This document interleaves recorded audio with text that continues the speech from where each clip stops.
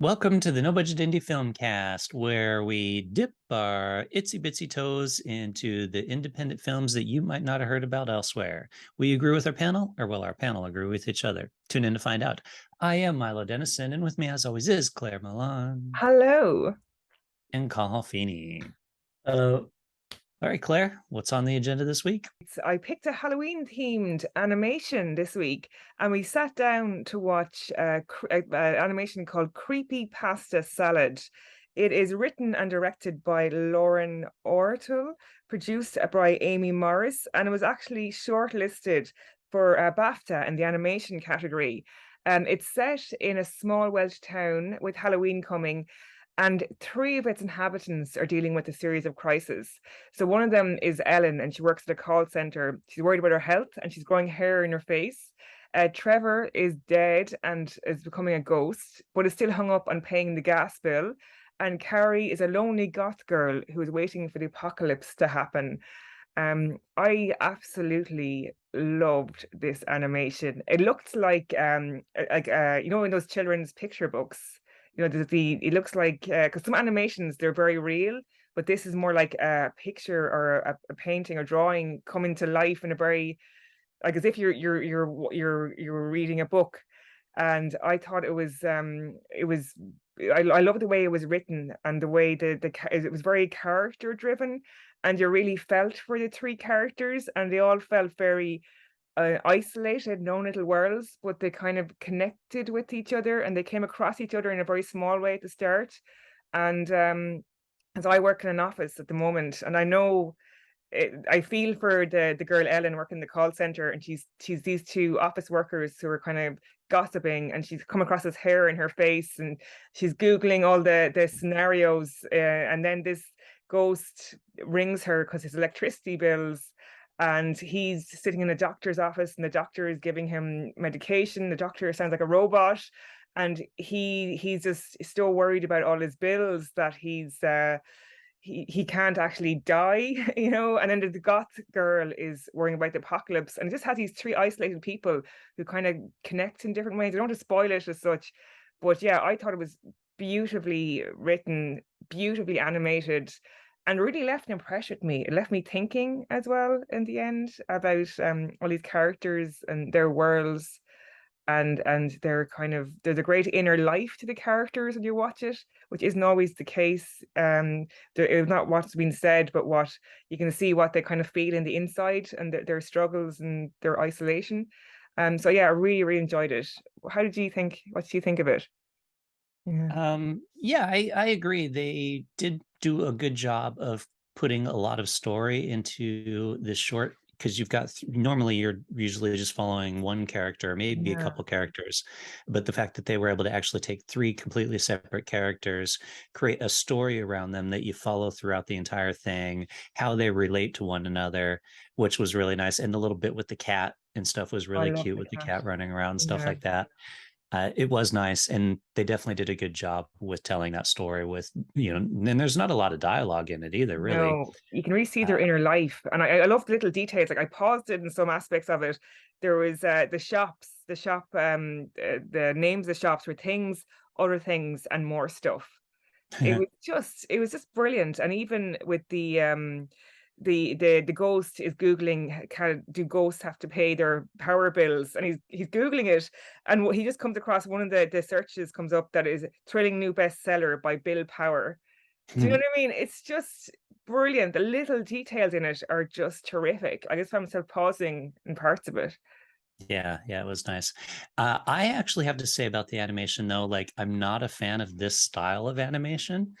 It is, like you said, actually, it is like a storybook, like a children's storybook, images put on the screen, and to me it almost felt like a bit like it was somebody's university animation class project, and Yeah, that's kind of what they did with it, in regards to that. But that's just a personal preference. yeah. I think if people like this style of animation, then they're certainly going to love the film. Mhm. I liked this. It was good dark comedy. Uh, as I mean, I didn't read as much into the characters as you did, Claire, but I just I just thought it was some good good jokes in there. A sort of a caustic observation uh, of society and bureaucracy and the sort of the fears of the modern world, like, and it was depressing. I mean, there's no and there's no doubt about that. And maybe that kind of was indicated the kind of the animation choice. Like you didn't want to make them too too animated, really, to Yeah. have them kind of a bit jerky and two dimensional. So it sort of gives them less life, I guess. Mm. But yeah, like I mean, there was a couple of jokes. Now there's one which it took me a second before I got it, but where he says, where the ghost says to the cat, "How's life?" I thought that was quite funny actually, because the ghost is dead, so he's asking like Yeah. life. I loved when the ghost is put on hold, and you see how the Yeah, characters are connected and he thinks he's getting through. Like we've all been there. Do you know what I mean? We're on Oh yeah, hold for totally. ages and the music and everything through is like, oh, do you know? It Hmm. was just yeah, lovely. And even the doctor, he didn't even care. Like when the ghost said he was dead, he was sound like a robot. That's exactly how sometimes some doctors behave. So it's so true to life. Yeah, here, take a pill and leave me Yeah, alone. pills. And the way everything was so generic, like pills, and then the yeah. names of the shops as well. Yeah. Yeah, like every condition is just take these two pills. Like Yeah. even if you're dead, Mm. take these two pills. Like it is this idea that people are just consumers, they're end products, not Exactly. real people. Yeah. Mhm. Uh, And it was funny how he kept like, I think I'm dead. And it was yeah, perfect because of the way they did it. And you're like, okay, so he's just some crazy guy who thinks he's dead. And Yeah. then how they ended it, which was really nice, I thought, as well, with that particular character. Like, you Yeah. don't know. yeah, Absolutely. and like giving sort of the overall kind of gloominess of it. It Mhm. was, I think, it was this idea at the end that death was a relief. Yeah, he was actually happier to be dead. Yeah. Yeah, so he didn't have to pay his bills anymore, more or Or less. maybe he does. He might still get the Yeah. collection notices. Yeah. But he tears it up. His house is gone. Sorry, spoiler alert. I think Yeah, we've all she's done that all though. give it all away. Yeah. Like we've all like wondering about a question and you put into Google. I don't know if you do that, but I always do that. Random questions about Yeah. it. Well, and what's Yeah. funny is how the search results sometimes you're thinking something, you're like, oh, and like the results are like, oh, this is nothing like what I was looking for. Yeah. And then you might even try like a different search engine. You'd be like, okay, maybe if I search in here instead of there, Yeah. maybe it'll give me something more relevant. Or you got to change your search criteria and be like, okay, maybe it doesn't understand what I'm thinking, you know? Yeah. Yeah. Well, the first time I watched it, I thought that when he did the search, that it came back with results related to his search, and I thought that would be quite funny because because most things you type into Google, like somebody else has already done it. Yeah, so I Yeah. thought it would be funny if it came back. Oh, yeah, I'm dead. Can I put you out to look pay my bill? How to tell if you're dead as the Yeah, results or exactly. Yeah. something. Yeah. But even like the office environment, if there's a sign, what's about tea bags, no tea bags in the sink. And if you ever worked in an office, you see all those signs up everywhere, and you see those women, and they're kind of slightly overweight, and they've been ingrained into the office environment. Like those two women in this, they were captured so well. Like that's someone who has worked in an office who wrote this. I've All those seen little that. bits. Yeah, it's funny because when I had my studio in a space in Dublin, and there was always somebody leaving tea bags in the sink, and it was super Oh, annoying. And it yeah, was like, man, come on, seriously, you can't put your bags in the garbage. yeah, Uh, uh, it's the little things, isn't it? Mhm. yeah, Actually, one of the women I sort of, oh, that voice sounds familiar. yeah. And there was a program years ago. Oh my God, giving away my age now, called Heidi High, Oh, and the actress uh, who played one of the characters was Ruth Maddock, and yeah. she was one of the voices there. Oh, it's That's interesting. cool. Yeah. Um, So what did you make of the end then? Yeah, Well, how much to the end do we want to talk about? Like, Uh, it was kind of interesting. I thought it kind of ended on kind of an upbeat note, which was nice in yeah, comparison to the gloominess. Uh, but yeah, how I thought it ended all right. Why? What did it not? No, I was just Not wondering. I Hmm? was trying to think, yeah, okay, well, what's that about? And I got it. My sort of conclusion was that they were trying to show that the fear of something is worse than the thing itself. You yeah. know, I think that's the message. I think yeah. sometimes that's the message, isn't it? Mm. Yeah, Yeah. That you spend, you know, she spent so much time worrying about this thing that she might have it, and it turned out actually yeah. And when she be has all something those else. hairs, and then Yeah, she's like Googling it, and then the two women are gossiping about this awful disease. And she's focusing on like the word fatal on the computer. I thought it was so good. It was just, and she was on mhm, the phone to the ghost at the same time. It was just yeah. brilliant. Yeah. So Claire, like, are you telling us here now that when you're on the phone, to somebody you're not present, you're there googling away. Sometimes, sometimes, and sometimes Yeah, not. It depends. Like sometimes you're on the phone and people think you're present, but you're just yeah, doodling on a piece of paper. yeah, yeah. Okay, yeah, okay. Like, You've oh got yeah, 2 days to brilliant, live. oh brilliant. Okay, And you're yeah, just drawing, or yeah, I often read the papers when I'm on the phone as well. People, do you know what I mean? I can do two things at once. So I can talk to them, listen, and just yeah, read an article. yeah, yeah, yeah. And they're so grateful. I've been listening to them.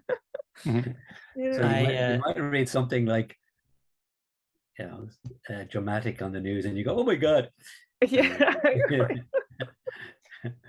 I used to work in a call center, and me and a buddy of mine who sat at a desk next to me, we would play cribbage during Really? While calls. talking. Yeah. Yeah, I mean, you'd have to obviously pause to focus at various points in times and stuff, but yeah, Yeah. we had cribbage going.